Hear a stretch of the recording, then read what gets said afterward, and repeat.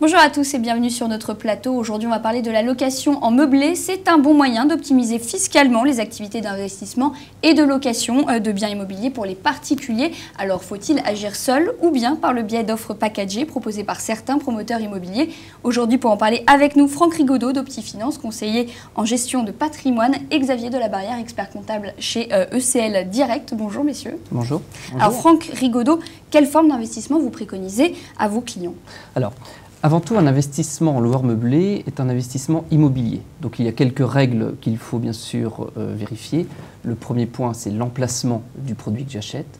Le deuxième point, c'est le prix que j'achète par rapport au marché. Et le troisième point, et qui est important également, c'est la liquidité de ce produit. C'est-à-dire si j'ai besoin de le vendre demain, quel est le marché à la vente. Ensuite, effectivement, en loueur meublé, on a deux formes d'achat. La première, soit on fait l'opération seul, soit on passe par une offre packagée. Des avantages et des inconvénients dans les deux. Si je décide de faire un investissement seul, l'avantage c'est que j'ai un large choix de biens puisque techniquement on peut meubler tout appartement. Donc je peux choisir la ville, le quartier, selon mon choix. L'avantage c'est que je maîtrise mon bien et je peux en espérer une rentabilité un peu plus importante. Mais attention, cette rentabilité peut être amputée si j'ai mal évalué les charges de copro, sous-estimé les travaux, ou bien évidemment si le local n'est pas loué.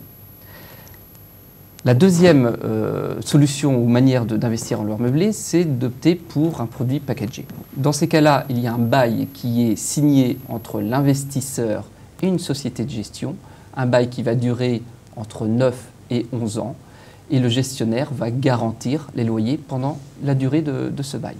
Notez toutefois qu'il faut faire très attention à la qualité du bailleur et prendre une société de renom. Dans ce cas, qu'est-ce que vous nous conseillez?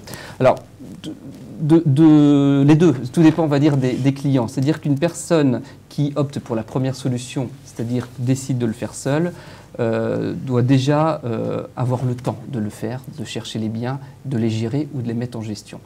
La deuxième chose, c'est pour ces personnes, c'est de bien s'entourer également d'un expert comptable ou d'un fiscaliste pour bien cadrer, on va dire, le montage juridique.